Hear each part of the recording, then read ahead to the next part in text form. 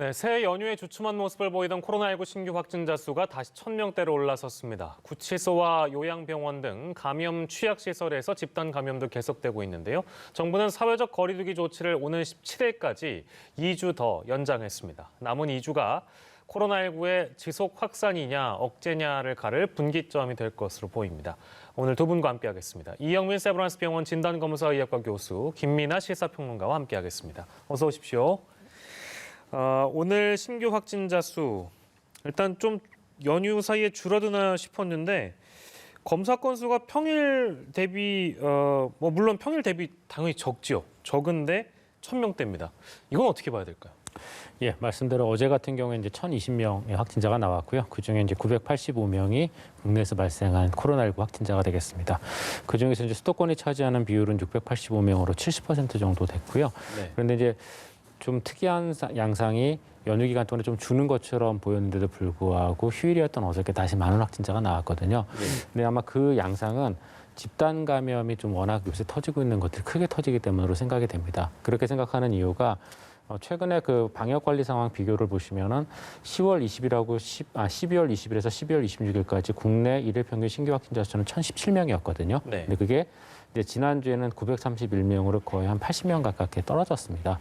떨어졌는데, 근데 집단 발생 그리고 건수도 지난주에 한 53건 정도, 지지난주에 한 53건 정도 되던 게 지난주에는 21건으로 거의 절반 가깝게 감소를 했거든요. 네. 이렇게 이제 환자 숫자가 조금 일부 줄어드는 반면에 집단 감염의 숫자도 줄어들고 있고, 그다음에 재생산 지수 같은 경우에도 이제 1.11에서 1.0까지 떨어졌거든요. 네. 근데 이럼에도 불구하고 이제 어저께 이렇게 많은 확진자가 나왔던 거는 지금 현재 발생하고 있는 이러한 그 코로나19 집단 감염들이 한 번 나오면 굉장히 많은 숫자로 나옵니다. 즉 각각의 집단 안에서 지금 관리가 좀 소홀한 측면들이 있거든요. 그래서 그런 것들이 지금 반영된 숫자라고 생각이 됩니다. 그래서 전반적인 상황은 일단 확진자 숫자는 나오는 거는 조금 안정적으로 더 이상 증가하거나 감소하지 않는 추세이고, 그다음 환자 발생은 개별 감염보다는 큰 집단 감염이 계속적으로 터지고 있는 상황이라고 보시면 될 것 같습니다. 예, 알겠습니다. 근데 지금 제가 갑자기 궁금한 게 이게 그렇게 말씀하신 그 배경에는 아마 이 정부 당국 발표를 보면 정점을 지나가고 있다든지 뭔가 수치상으로 보면 약간의 진정세를 보이고 있다는 이런 판단이 있잖아요. 이제 그런 판단을 배경으로 교수께서도 말씀을 해주신 것 같아요. 근데 아마 보시는 시청자 여러분들께서는 잘 이해를 못하실 수도 있을 것 같거든요. 어떻게 좀 설명을 주시겠습니까? 아니요, 지금 정점을 지나고 있다라는 그 내용에는 저도 아직은 공감은 하긴 좀 어렵고요. 그렇습니까? 왜냐하면은 지금 현재 그 발생 양상을 봤을 때 증가세가 멈췄다는 건 확실합니다. 증가세가 멈춘 건 확실한데 정책이라는 측면이 예, 맞습니다. 근데 뚜렷한 감소세가 지금 나타나는 것도 아니거든요. 전반적인 그 발생 커브를 봤을 때 아주 약간의 감소세가 보이고는 있지만 이거는 지금 현재 나오고 있는 환자 숫자를 고려했을 때 언제든지 더 큰 그 증가로 이어질 수 있는 정도의 지금 상황이거든요. 그래서 지금의 상황을 어떤 그 최고 정점기는 지났다라고 보기는 어렵고요. 일시적인 어떤 그 평균적인 그 환자가 나오는 그런 시기들, 그러니까 안정세를 보이고 있는 정도라고 저희가 생각을 해야지 이거를 정점을 지났다고 생각을 하고 긴장을 푸는 순간 하루에 나오는 환자 숫자는 2,000명, 3,000명으로도 올라갈 수가 있습니다. 왜냐하면 재생산 지수는 아직도 1 정도까지밖에 안 떨어졌기 때문에 재생산 지수 1이라는 거는 그 규모를 그대로 유지해 가는 거거든요. 하루 1,000이 내일 또 1,000이 되는 그런 수준이겠죠. 맞습니다. 이게 1 아래로 떨어져야 되는 건데 지금 그런 정도 상황까지는 아닙니다. 그래서 저희가 정점을 지났다라고 생각하기는 아직은 좀 이르다고 생각합니다. 아직은 이르다는 판단이시고. 그러면 이제 뭔가 이렇게 우리가 계속적으로 지금 앞으로 또 2주간 연장했잖아요. 그러면 이렇게 거리두기를 계속하면 상황이 좀 더 나아질 거라고 기대를 해봐도 되겠습니까? 어떻습니까? 그렇습니다. 저희가 이제 이 사회적 거리두기를 어떻게 지키느냐에 따라서 분명히 앞으로 2주 상황이 달라질 것 같거든요. 그러니까 처음에 말씀하셨던 것처럼 지금 서울 지역, 수도권 지역으로 했었던 어떤 사회적 거리두기가 이제 전국적으로 이제 확대가 되면서 좀 더 강화된 측면들이 있거든요. 그래서 저희가 이 앞으로의 2주를 어떻게 하느냐에 따라서 지금 1까지 감소한 재생산 지수가 1 아래로 떨어져서 환자 수가 감소할 건지 아니면은 현재를 유지할 건지 아니면 폭발적인 증가로 다시 또 연결될 건지 이것이 결정될 걸로 생각이 됩니다. 예, 알겠습니다. 이제 오늘 상황을 놓고 봤을 때 이제 현재까지 추세가 어떤지를 교수님과 함께 들여다봤고요. 제가 앞서 말씀드린 대로 지금 2주 더 연장이 됐는데 지난주 그러니까 지난해에 나오셔서 김민하 평론가께서는 뭔가 이 3단계라는 길은 우리가 가보지 않은 마치 고도를 기다리며 같은 거라고 말씀을 주신 바 있어서 일단은 지금 연장이 더 됐습니다. 이제 그런 측면을 봤을 때는 뭐 경제나 민생 피해를 고려한 측면의 결정이었다고 봐야 되겠죠, 당연히. 그렇습니다. 아무래도 뭐 3단계로 가는 것에 대해서는 뭐 늘 말씀드리지만 3단계로 가기 전 상황에서 사실은 관리를 하자. 이런 의미가 컸던 것 같고 예. 3단계로 실제로 이제 3단계로 돌입하게 됐을 때는 말씀하신 것처럼 뭐 민생 문제가 대단히 크다, 경제적으로 파급 효과가 굉장히 크다라는 판단을 하고 있는 것 같고요. 그게 이제 자영업자나 소상공인 여기에 멈추는 게 아니라 사실은 경제 전반에 미치는 영향이 너무나 크기 때문에 예. 그래서 3단계를 이제 선택하지는 못하고 있는 상황인데 다만 그럼에도 불구하고 이제 일부 대책에 있어서는 뭐 3단계 이상의 뭐 조치도 취하고 있다 이렇게 뭐 방역 당국은 설명하고 있는 부분이 있죠. 그게 이제 5인 이상 모임을 이제 금지한다든지 전국적으로 이것을 확대한다든지 뭐 이런 부분입니다. 그런데 이제 좀 우려가 되는 것은 어쨌든 지금 2주간 이것을 이제 연장을 했는데 지금 앞서 교수님께서도 말씀하셨지만 일단은 지금의 이 확진자 수가 사실은 앞으로도 이제 좀 유지가 된다라고 쭉 봐야 되는 거 아니겠습니까? 일단은요. 예. 그게 이제 아무래도 지역사회 감염이 워낙에 이제 지금 넓게 퍼져 있는 것이고 그러한 것을 보면은 이제 확진자 수가 좀 떨어지더라도 아주 완만한 곡선을 그리게 될 것이다라고 예상할 수가 있는 건데 예. 그렇다면 지금의 거리두기라는 것도 사실은 지금 상황을 뭐 좀 유지해 가는 그런 어떤 방편인 것이지 확실하게 어떻게 확진자 수를 확 줄일 수 있는 뭐 이런 특단의 대책까지는 되지 않는 것이죠. 예. 그러니까 사실은 2주간 연장하더라도 지금 우리가 좀 버티면서 사실은 백신이나 치료제 이렇게 좀 공격적인 방역이 가능한 시점까지 우리가 어떻게 버틸 수 있느냐 이런 것들을 같이 봐야 되는 것이기 때문에 예. 일단은 2주간 연장한 거의 효과를 좀 봐야 되겠지만 예. 앞으로도 어느 시점에든 거리두기의 단계의 상향 또는 뭐 이런 것들은 계속해서 일어날 수밖에 없는 상황이 이제 됐다. 예. 그렇게 좀 판단이 되고요. 그래서 2월부터 시작되는 이제 백신 접종 그런 것들을 좀 예. 차근차근 지켜보면서 기다려야 될 필요가 있겠습니다. 예, 알겠습니다. 저희 앞서서 거리두기 2.5단계 연장과 관련된 이야기를 나누고 왔습니다. 근데 이번 결정에 조금 다른 부분이 있어서 요거 내용을 좀 짚어보려고 하는데 스키장하고 학원은 제한적으로 운영하고 그 이제 실내 체육 시설 중에는 좀 다른 부분들도 있고 해서 이게 뭐 형평성 논란이 불거지고 있는 모양이에요.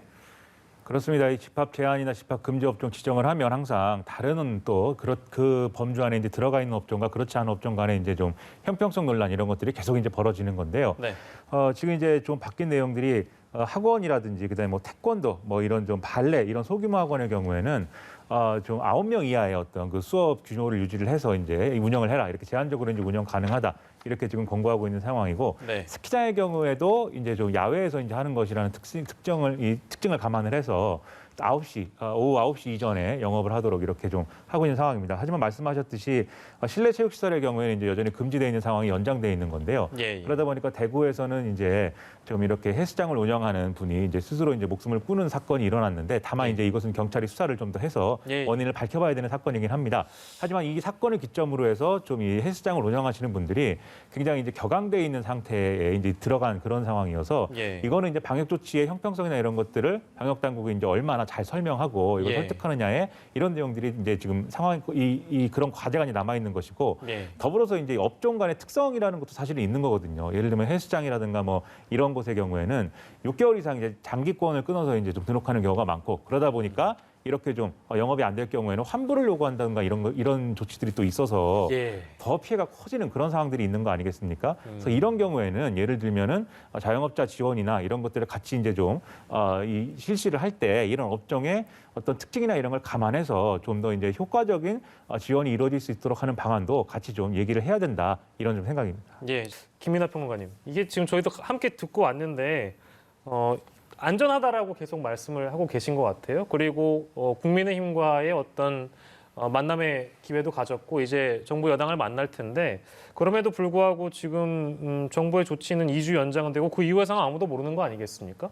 그러면 뭐 접점이라는 게 혹시 있을까라는 생각도 드는데 어떤 대책이 좀 있을 거라고 기대를 하세요? 일단 뭐 회장님께서 말씀하셨듯이 헬스장이라는 데가 지금 다른 이제 체육시설의 경우에도 제한적으로 이제 영업을 할 수 있도록 한 것은 네네.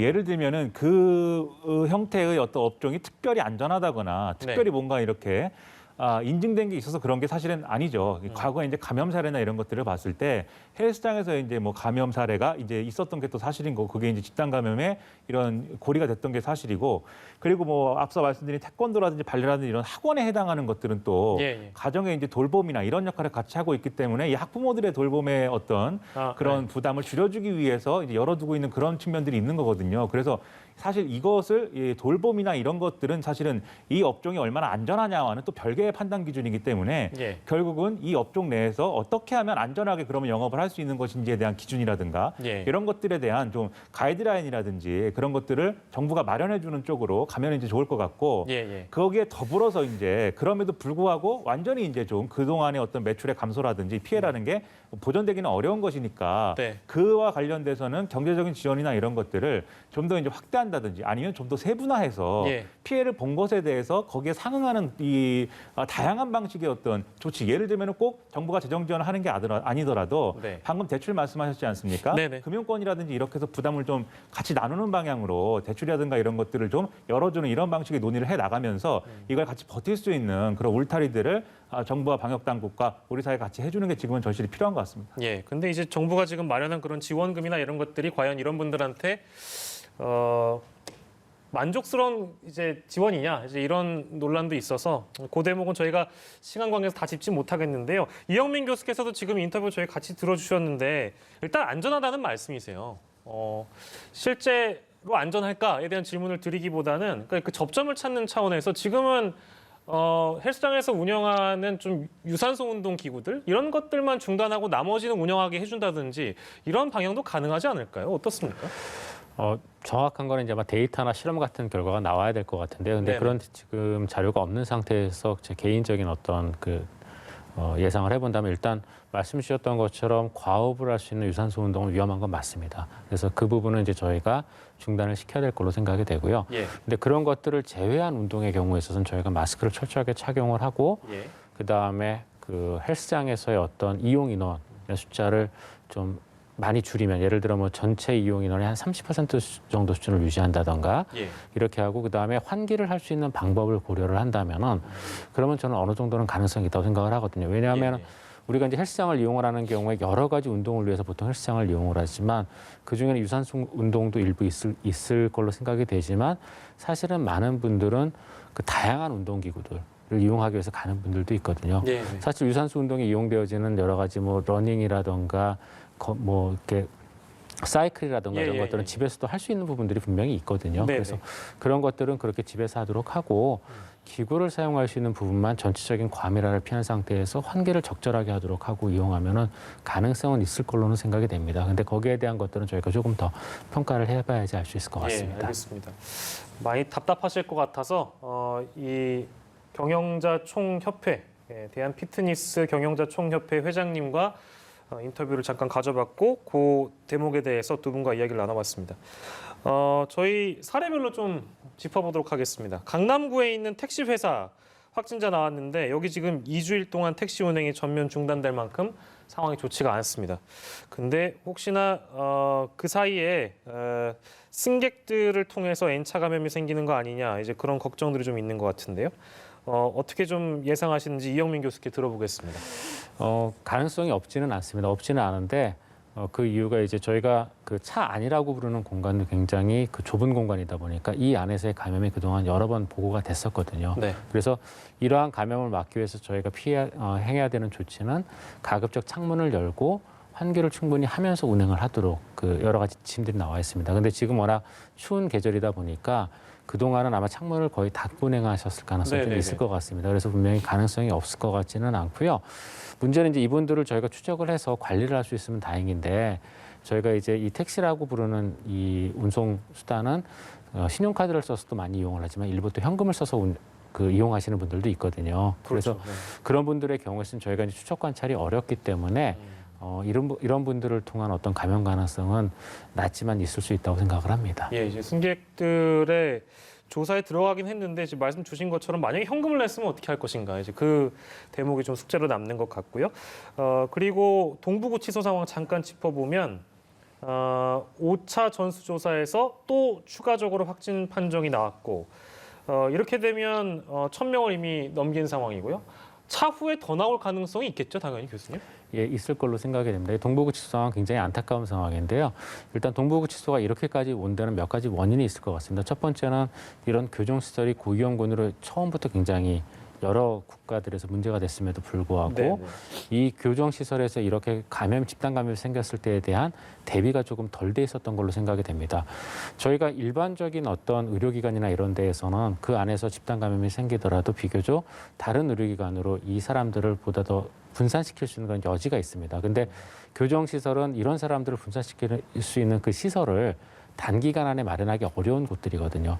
그래서 분명히 처음부터 이 교정시설은 고위험군이라고 생각이 됐었고 그 안에서의 집단 감염이 의심되어지는 사례에 대비해서 그러한 좀 분산시킬 수 있는 그런 여지에 대한 대비들이 있었어야 되는데 그런 부분들이 없어서 지금 현재 계속 밀집된 상태를 유지하고 있다 보니까 이 집단 감염이 계속 유지가 되고 있는 거거든요. 발생을 하고 있는 거거든요. 그래서 그런 부분도 되게 안타깝고 그다음에 첫 번째 확진자가 나온 시점에서 분명히 전수 검사를 통해서 이 사람들에 대한 위험도를 다 평가를 했었어야 되는데 그런 부분들도 굉장히 좀 지연이 됐거든요. 그래서 이 지금 동부구치소 관련 사건은 잘 알려진 고위험군에 대한 대비가 좀 부족했었던 걸로 저희가 생각이 되고요.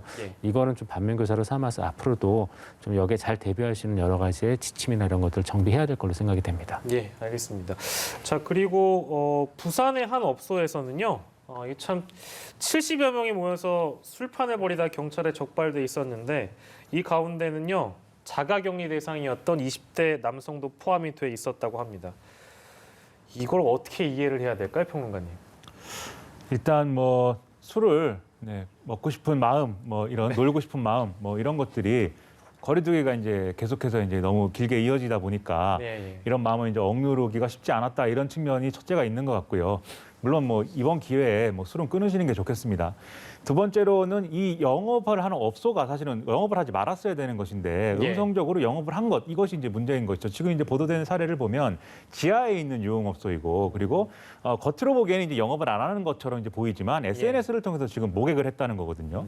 그리고 이렇게 모객을 해서 손님들이 그 안에서 70여 명이 이렇게 좀 술을 마시고 뭐 이렇게 놀고 있는 것인데 밖에는 이제 문지기를 세워놓고 문지기가 경찰이 이제 단속하러 온다라고 하면 뒷문으로 이제 그 손님들을 다 이제 빼서 또 영업을 하지 않고 있다 이렇게 좀 속이려고 했다는 것인데 그게 이제 뒷문으로 사람들이 우르르 나가니까 경찰이 그것을 보고 여기는 이제 영업을 하고 있다라고 판단해서 지금 단속을 해서 적발했다는 거 아니겠습니까?